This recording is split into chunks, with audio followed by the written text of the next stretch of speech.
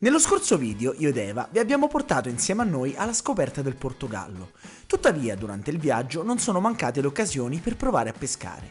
Inizialmente ho provato a pescare a spinning durante i primi giorni quando eravamo ad Espegno. Tuttavia le grandi maree e soprattutto l'oceano molto mosso mi hanno giocato davvero uno strano scherzo. Il primo giorno ho pescato con l'alta marea, vicino ad alcuni scogli dove credevo si trattasse di un ottimo spot per pescare le spigole, ma non ho ottenuto nessun risultato e ho solamente rischiato di perdere l'esca troppe volte. Però osservando la spiaggia ho trovato molte cose interessanti, a parte un'esca artificiali che qualcuno aveva perso prima di me.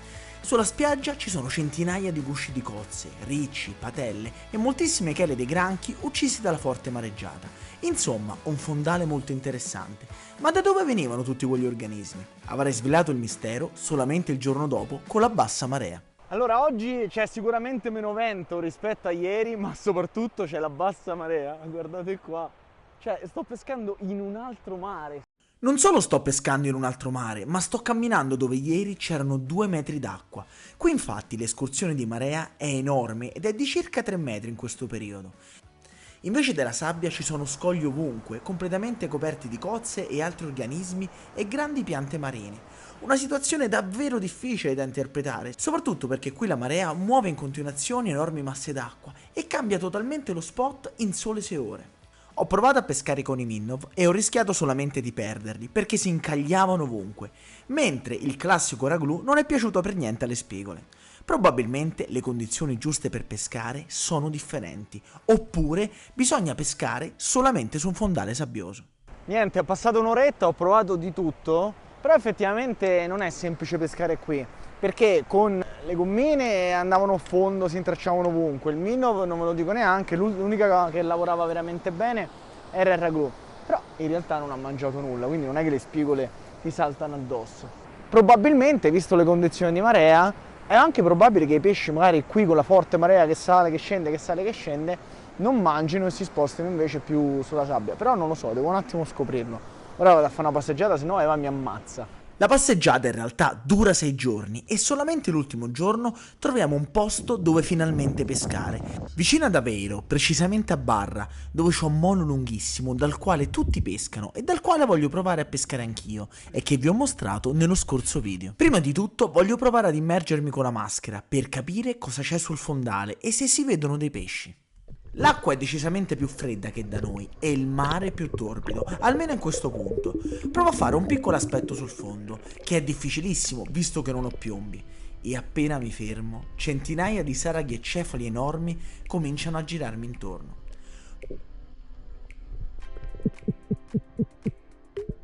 Provo anche un piccolo richiamo, che alimenta la curiosità di tutti questi pesci. Sulla superficie i cefali nuotano a migliaia. Mi immergo di nuovo e stavolta si avvicinano più decisi dei grossi cefali di circa 1,5 kg l'uno e tantissimi saraghi.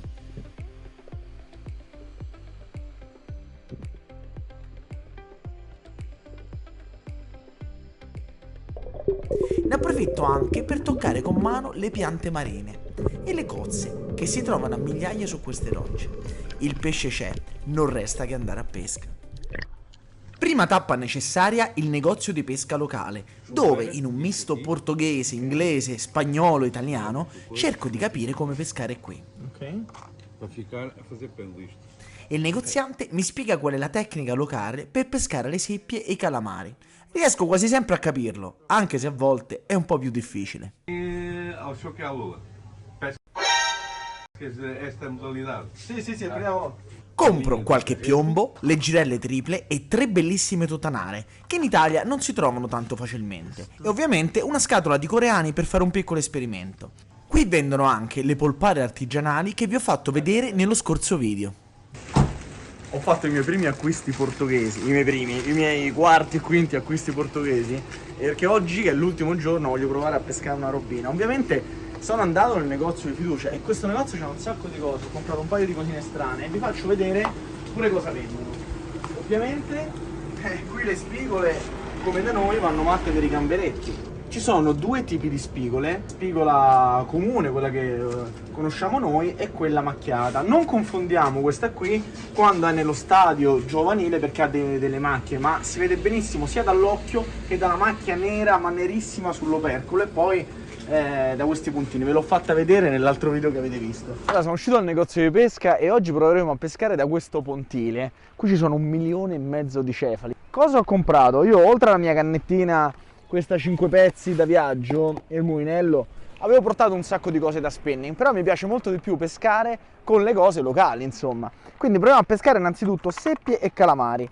Vedete, loro utilizzano delle totanare, questa costa 6,50 €, questa 8,50 €, questa un po' meno, 4, molto piccoline, a differenza di noi che usiamo queste totanare grandi perché le lanciamo senza piombo. Qui invece le lanciano col piombo, che non è una cosa stupida, anzi secondo me funziona molto meglio. Ora prepariamo tutto velocemente e vediamo se c'è qualche seppia o qualche calamaro, che ancora non ho capito perché loro probabilmente le chiamano allo stesso modo, e proviamo mano a mano a spostarci più avanti, finché a un certo punto ci saranno 25 metri d'acqua e lì probabilmente i nostri piombi da 40-50 grammi, perché la canna più di quelli non lancia, avrà difficoltà. Mentre io preparo tutto, Eva vi fa vedere qui sotto non solo la quantità mostruosa di cefali, ma quanti granchi ci sono, cosa che da noi purtroppo è diventata molto rara. Allora ci abbiamo messo 5 secondi, come vedete c'è il finale, arriva su una girellina doppia, questa girella, poi parte un altro spezzone dove ci ho attaccato questo piombo strano qui. Dopodiché un bracciolo di 1,5 m, un paio di metri, e una totanara piccolina. Perché serve il bracciolo così lungo? Perché con la corrente la totanara lavorerà da sola, poi vi faccio vedere l'azione di pesca. La pesca alle seppie è una pesca molto lenta e tranquilla. Bisogna passare nel punto giusto ed avere la pazienza di lasciare che la seppia trovi l'esca. Muoviamo la canna di tanto in tanto, evitando movimenti eccessivi, per invogliare la seppia ad attaccare. Al secondo lancio una seppia attacca l'esca ed è solo questione di recuperarla. Purtroppo la canna è corta e non mi aiuterà nel farlo. Il segreto per non farla staccare è quello di non cedere mai filo e recuperarla in modo costante.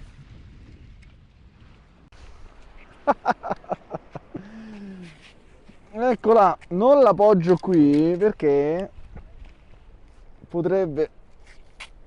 Vedete come ha mangiato bene? Ora mi mozzicherà sicuramente, ora la ributtiamo, Hai visto che bellina? La prima seppiolina oceanica, secondo tiro, quindi ce ne sono proprio tantissime. Con molta delicatezza sfilo gli aghi e la ributtiamo.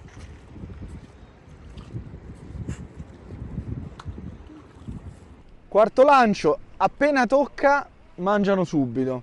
Ora, il segreto del ledging qui, questo potrebbe essere un calamaro, è quello di non fermarsi mai, perché una volta che abbiamo una volta che abbiamo infilzato la seppia o il calamaro di turno, dobbiamo recuperare proprio senza fermarci. Vediamo se questo è un calamaro o una seppia. Ha dato 2 pompatine, però sembra una seppia, pure più carina della prima, La vedete che sta lì?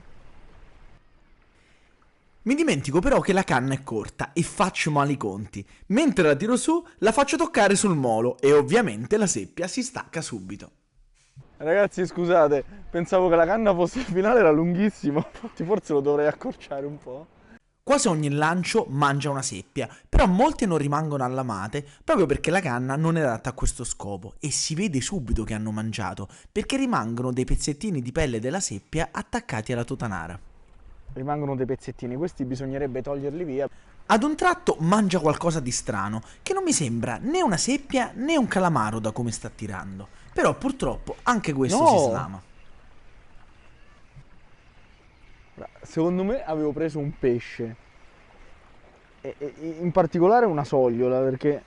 E in effetti si trattava proprio di un pesce, come mi confermano i pescatori locali. Spesso sulle totanare mangiano infatti una sorta di rombi. Però stavolta non ho preso un rombo, bensì un'altra seppiolina, che sembra davvero piccola. Sta qui, ora con tutti questi sassi sarà un casino. Vediamo se faccio la cavolata di prima.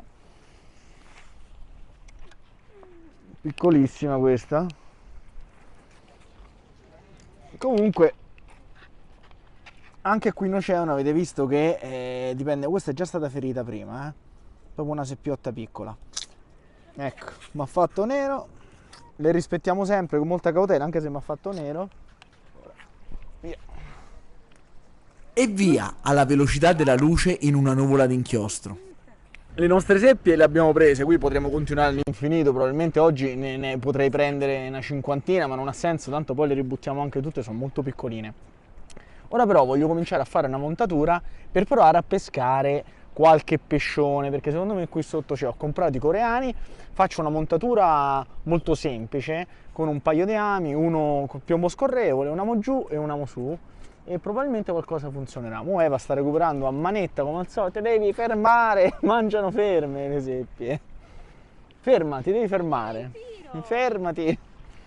Mentre Eva pesca, io preparo la montatura, ma in realtà più nessuna seppia a bocca. Montatura semplicissima, piombo scorrevole da 40 grammi, girella, 2 amettini, 2 braccioli, perché tra le poche cose che mi ero portato, mi sono portato ovviamente qualche piombino che ho anche comprato e questi ametti qui, all around hook, che come dice il nome vanno bene per tutto, e infatti vanno bene per tutto. Li avevo usati alla Lecce Stella, funzionano bene, ora li proviamo qui, vediamo se acchiappiamo qualche sarago. Non ho l'ago da innesco, poco male, proviamo un lancetto, prima una sorta di trainetta voglio provare e poi...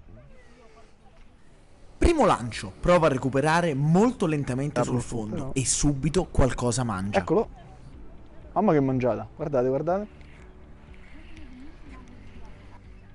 No, non ci credo. È un pesce che non avrei mai immaginato di pescare. Cioè, vedete quando il mare è pescoso?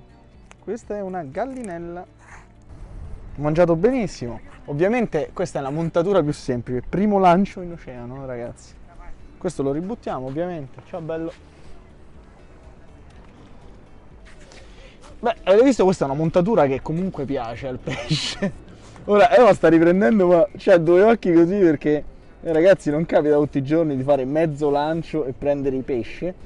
Ma le sorprese non finiscono. Dopo la gallinella prendiamo un granchio, bellissimo, che rilasciamo subito. E poi cerchiamo di pescare i grossi saraghi che avevo visto durante la mattina e che si trovano proprio vicino alle rocce. Però, piuttosto che loro, prendiamo a decine i saraghi più piccoli, che si lanciano immediatamente sull'esca e che impediscono ai pesci più grandi di mangiare. Dopo molti recuperi, la marea purtroppo scende tantissimo e pescare da qui su diventa praticamente impossibile. Proviamo di nuovo a catturare qualche seppia, però non mangiano più. La bassa marea, evidentemente, non è la condizione giusta per pescarle. Ormai la marea si è abbassata completamente, abbiamo pescato per 3 ore dal picco di Alta e piano piano è scesa, guardate quanto è scesa, e ormai pescare da qui su è impossibile, qualsiasi cosa riuscissimo a prendere la perderemmo sicuramente. Però è stata un'esperienza molto piacevole, devo dire che ogni volta che ho l'opportunità di fare 2 lanci nell'oceano ci sono sempre delle sorprese incredibili. E ora stanno pescando, sono scesi giù, hanno cominciato a pescare le seppie che a quest'ora cominciano a rimangiare, quindi anche qui la marea è fondamentale, forse anche di più rispetto al nostro mare, dove comunque diciamo gli innalzamenti del mare sono più piccoli rispetto all'oceano. Comunque ci siamo divertiti tantissimo e la prossima volta ci piacerebbe ritornare col mare mosso a fare un tipo di pesca molto più interessante. Comunque se il video vi è piaciuto iscrivetevi al canale e noi ci vediamo alla prossima. Ciao!